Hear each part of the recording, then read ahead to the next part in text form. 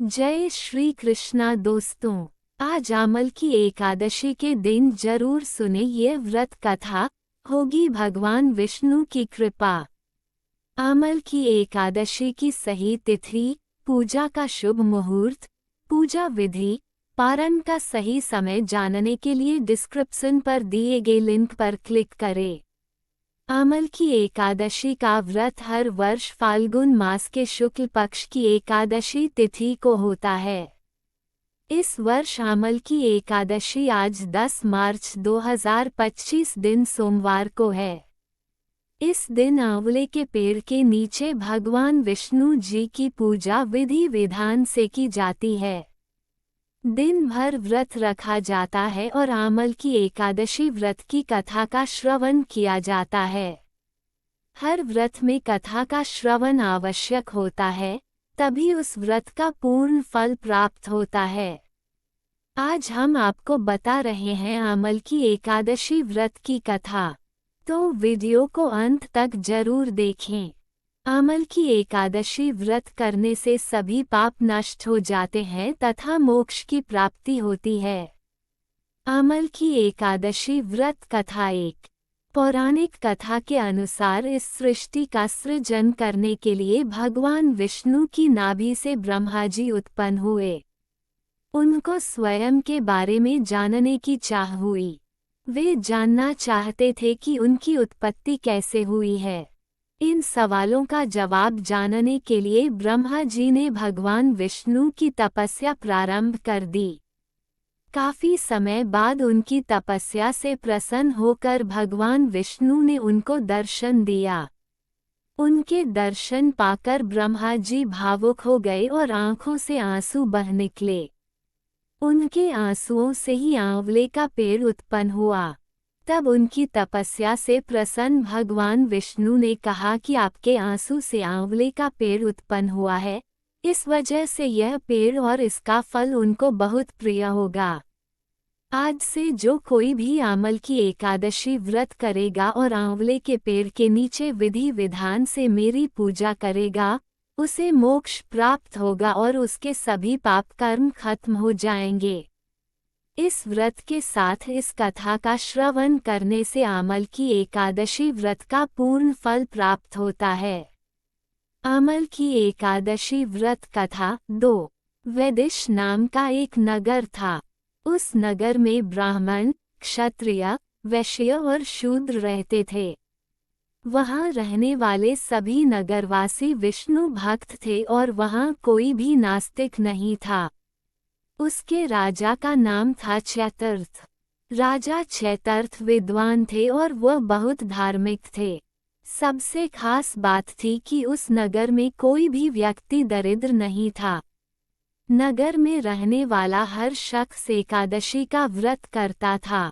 एक बार फाल्गुन महीने में आमल की एकादशी आई। सभी नगरवासी और राजा ने यह व्रत किया और मंदिर जाकर आंवले की पूजा की और वहीं पर रात्रि जागरण किया। तभी रात के समय वहां एक बहेलिया आया।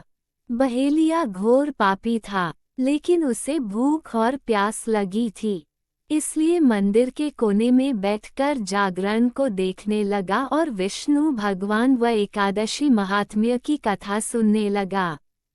पूरी रात बीत गई। नगरवासियों के साथ बहेलिया भी पूरी रात जागा रहा। सुबह होने पर सभी नगरवासी अपने घर चले गए। बहेलिया भी घर जाकर भोजन किया। कुछ समय के बाद ही बहेलिया की मौत हो गई, लेकिन उसने आमल की एकादशी व्रत कथा सुनी थी और जागरण भी किया था, इसलिए वह राजा विदुरथ के घर जन्म लिया। राजा ने उसका नाम वसुर्थ रखा। बड़ा होकर वह नगर का राजा बना। एक दिन वह शिकार पर निकला, लेकिन बीच में ही मार्ग भूल गया। रास्ता भूल जाने के कारण वह एक पेड़ के नीचे सो गया। थोड़ी देर बाद वहीं मलेच्छ आ गए और राजा को अकेला देखकर उसे मारने की योजना बनाने लगे। उन्होंने कहा कि इसी राजा के कारण उन्हें देश निकाला दिया गया, इसलिए इसे हमें मार देना चाहिए। इस बात से अनजान राजा सोता रहा। मलेच्छों ने राजा पर हथियार फेंकना शुरू कर दिया, लेकिन उनके शस्त्र राजा पर फूल बनकर गिरने लगे। कुछ देर के बाद सभी मलेच्छे जमीन पर मृत पड़े थे। राजा की जब नींद खुली तो उन्होंने देखा कि कुछ लोग जमीन पर मृत पड़े हैं। राजा समझ गया कि वह सभी उसे मारने के लिए आए थे, लेकिन किसी ने उन्हें ही मौत की नींद सुला दी। ये देखकर राजा ने कहा कि जंगल में ऐसा कौन है जिसने उसकी जान बचाई है। तभी आकाशवाणी हुई कि हे राजन, भगवान विष्णु ने तुम्हारी जान बचाई है। तुमने पिछले जन्म में आमल की एकादशी व्रत कथा सुना था और उसी का फल है कि आज तुम शत्रुओं से घिरे होने के बावजूद जीवित हो। राजा अपने नगर लौटा और सुखीपूर्वक राज करने लगा और धर्म के कार्य करने लगा। महर्षि वशिष्ठ बोले कि हे राजन, यह आमल की एकादशी के व्रत का प्रभाव था।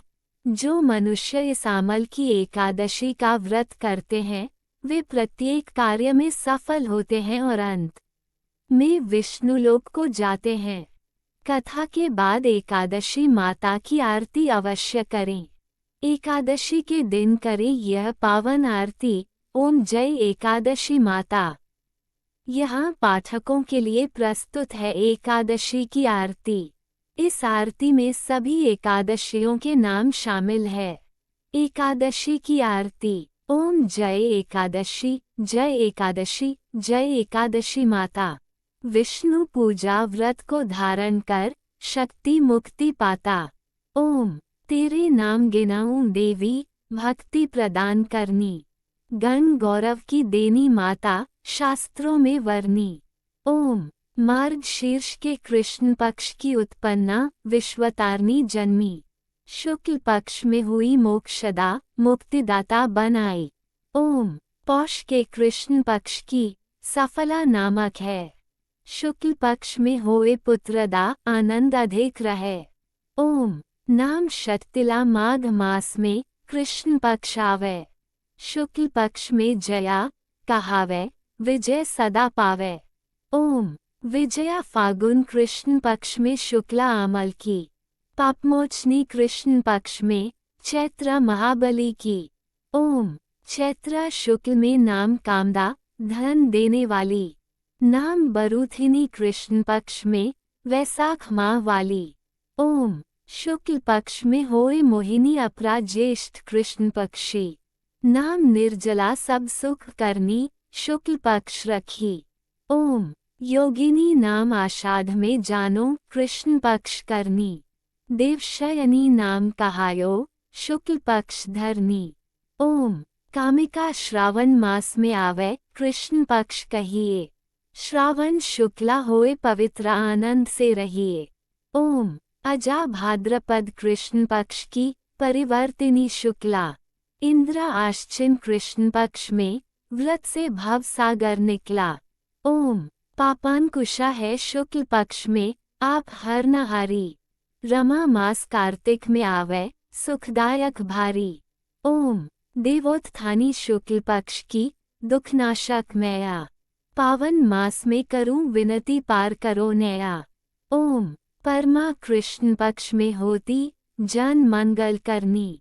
शुक्ल मास में होए पद्मिनी दुख दारिद्र हरनी। ओम जो कोई आरती एकादशी की भक्ति सहित गावे, जन गुरदित स्वर्ग का वासा निश्चय वह पावे। ओम अगर आपको यह वीडियो अच्छी लगी हो तो इसे लाइक करें और अपने दोस्तों के साथ ज़्यादा से ज़्यादा शेयर करें। ऐसी ही रोचक कथाओं, व्रत कथाओं, धार्मिक कथाओं और आध्यात्मिक तथा पौराणिक कथाओं के लिए मेरे चैनल वासुदेव की पाठशाला को सब्सक्राइब करना न भूलें और कमेंट में जय श्री कृष्णा जरूर लिखें। धन्यवाद।